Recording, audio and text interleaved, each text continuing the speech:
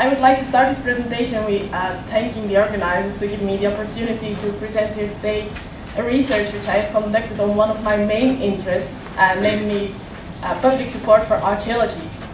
And this is research which in my opinion is in several ways connected to the subject of this afternoon, namely engaging the public. And like already was said, this research was part of my master's degree in archaeology at the University of Leuven, which I conducted between October 2011 and May 2012. And it's true, in the moment I'm more focusing on Roman urbanism, but I'm still very interested in the subject of archaeology and its position in our society nowadays.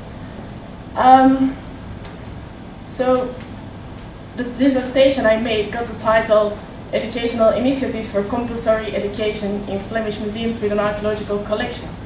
And I would like to start this presentation with highlighting a few aspects in this title before I go to the main research questions and the main observations I could make in this survey.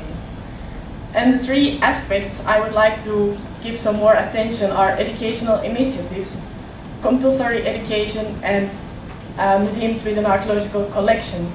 So, educational initiatives refers to educational opportunities in all the different forms that they can take, from guided tours to exhibitions, etc.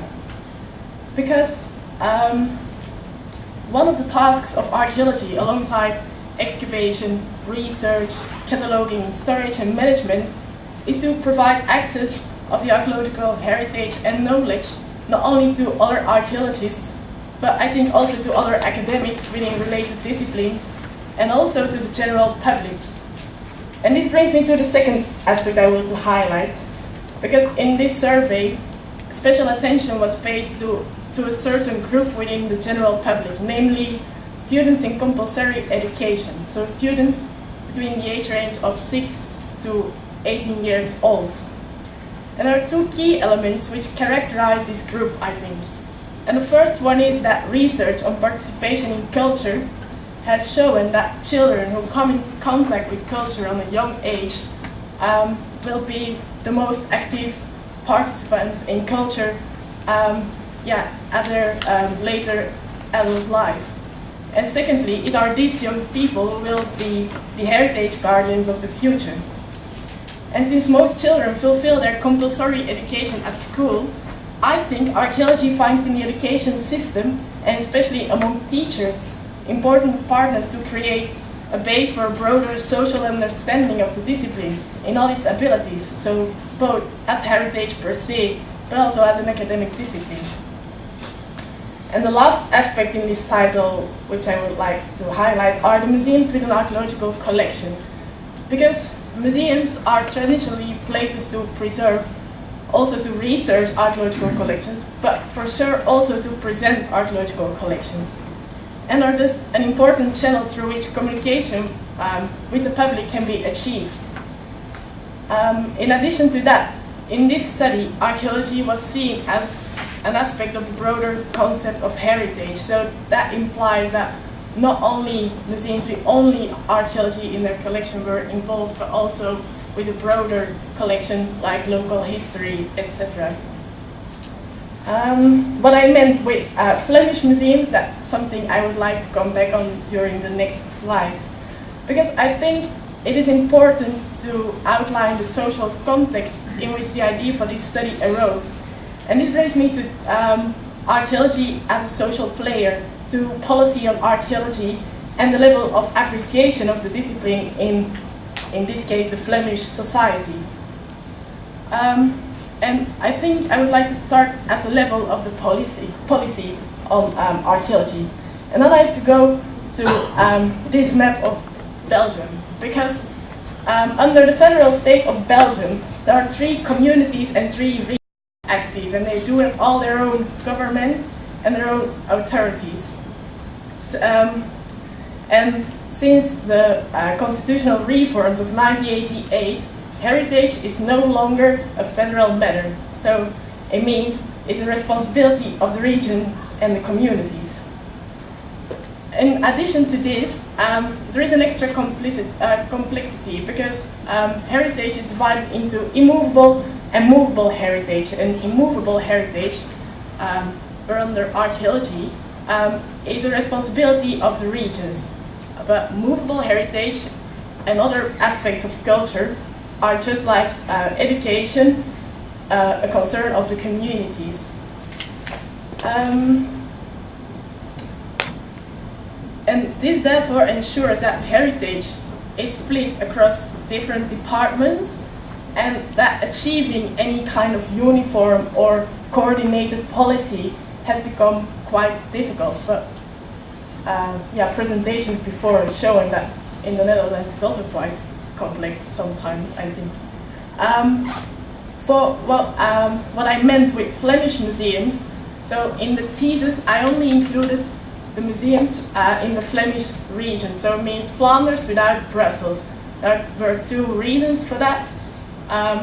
First, technically there are no Flemish museums in Brussels, and the second one is that the nature of these museums are quite different because they have much more possibilities than the rural museums. So they are more, they are bigger, they have more money to provide more activities, etc.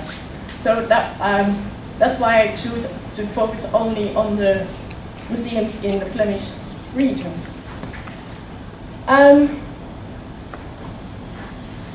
Next to this, at the local level, so at the level of the municipalities, the sincerity of the heritage policy is often questioned. And in the eyes of many mayors, places in their town which has a heritage value are often seen just as an extra cost and a limitation on what they can do for their own policy in their own towns. And a striking example was in last January, the newspaper De Morgen published an article in which different mayors expressed their dissatisfaction about the Flemish heritage policy. For example, the mayor of Leuven is completely not happy with the fact that the Bondgenotenlaan, which is one of the biggest streets in the city, is protected, so he can't change anything on it anymore.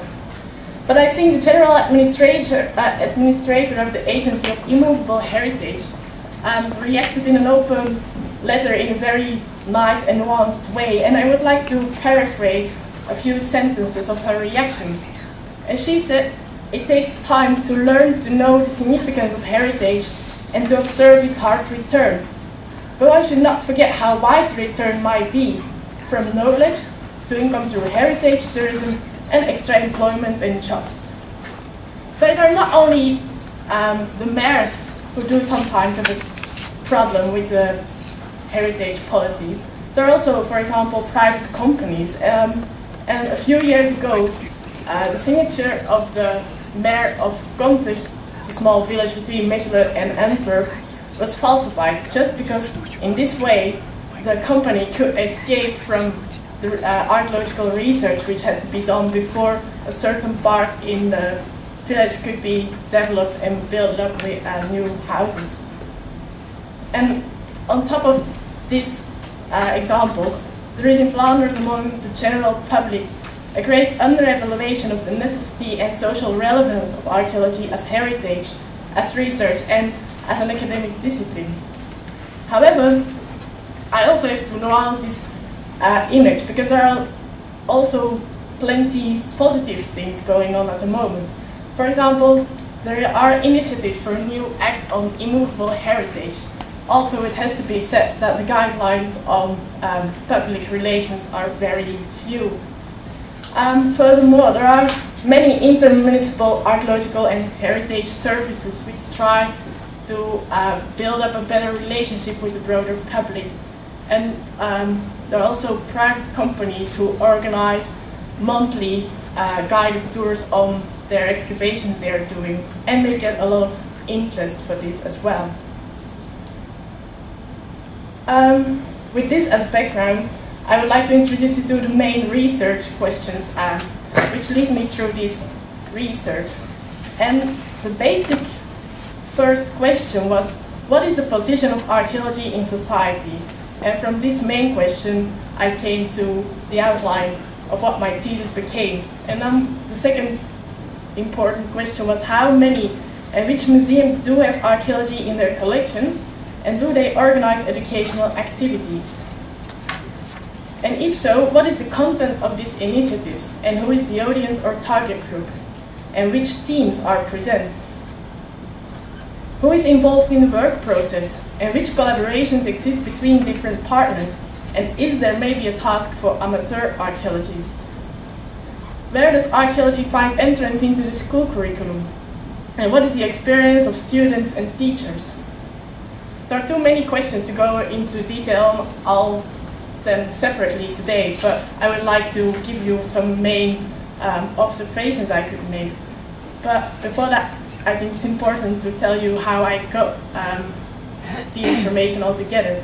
So I started with compiling an inventory of the museums which do have an archaeological collection, and therefore I used museum guides, websites of the respective municipalities, and in addition to that, attempts were made to get in touch personally with each museum.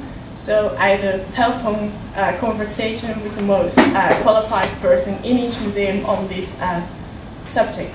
And this resulted in a list of 57 museums, but only for 41 museums enough information was collected to be involved in the further analysis.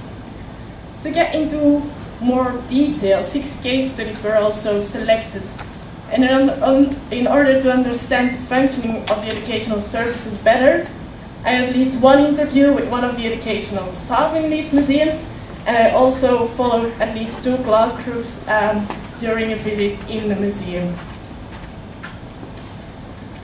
Then, if we have a look at what type of activities they're organizing, then we see that the guided tour is still very popular, but also that interaction is a very important element for many museums. And that in addition to these guided tours, many museums also provide workshops. The time periods which are present in these museums and in their activities, if we have a look at this, then we see that the Middle Ages appears the most frequently, followed by prehistory and ancient history. And then it could also be observed that most of the museums handle the topic of everyday life and social conditions, and that religion and craft also do have a quite good representation.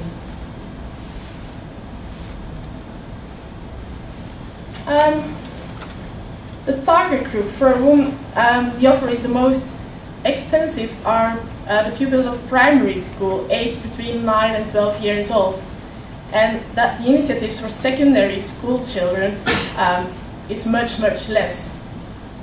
And then a thing which was for me very interesting, that was the question, who is involved in composing these activities?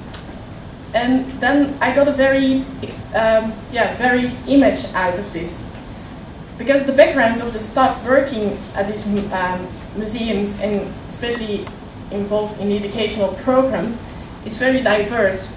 But it could be observed that in the majority of the museums, people with an educational background are involved in the development of the educational programs. With regard to the involvement of archaeologists, 9 out of 41 museums do have an archaeologist working in the museum.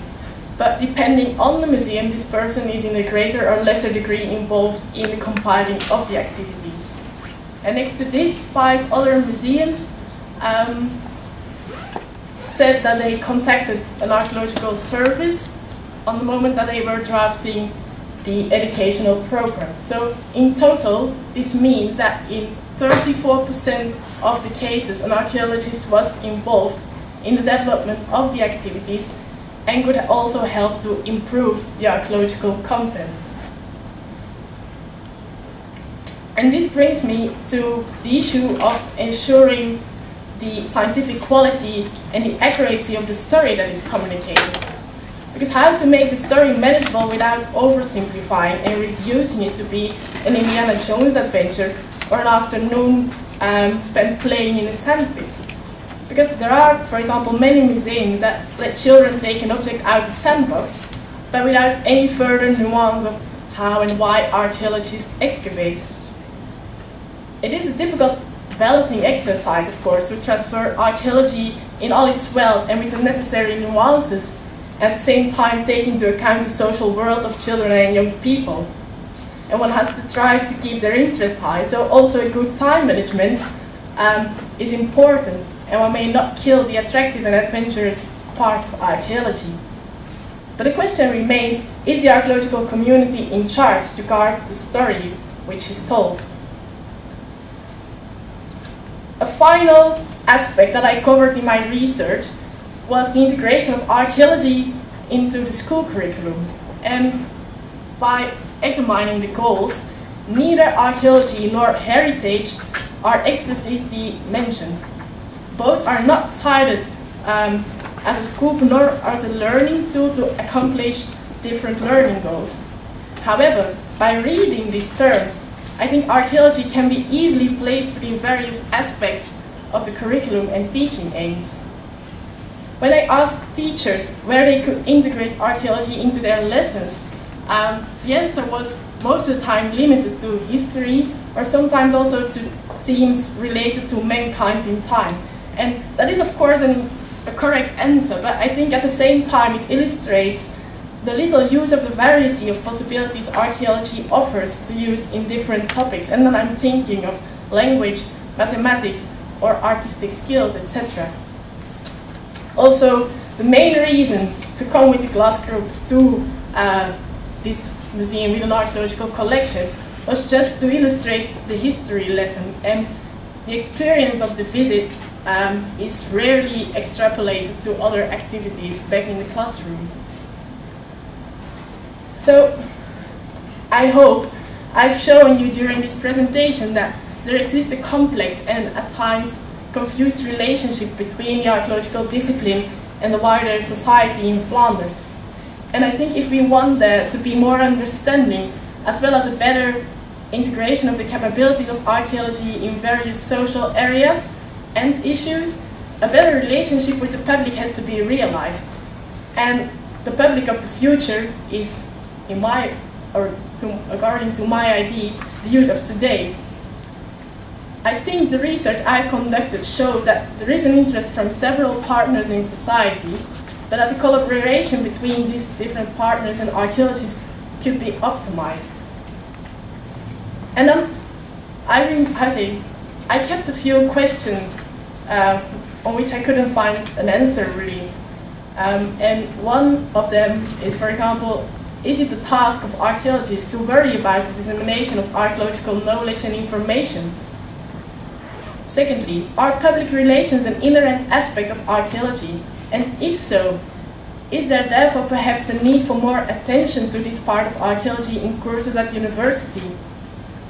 Do we as an archaeological community need to be more open-minded towards cooperation with various partners when we can work together to make archaeology more useful in our society? Or is it not our job to ensure that archaeological knowledge is disseminated in a proper and respectful way? Finally, I think it will be relevant for the archaeological community to reflect on the image of archaeology that one wants to be communicated, because that will largely determine the extent to which the future society will appreciate the possibilities of archaeology and the value of the archaeological heritage. And with this, I would like to end my presentation and thank you for your attention. And if there are any questions, I will be eager to answer them. Thank you very much.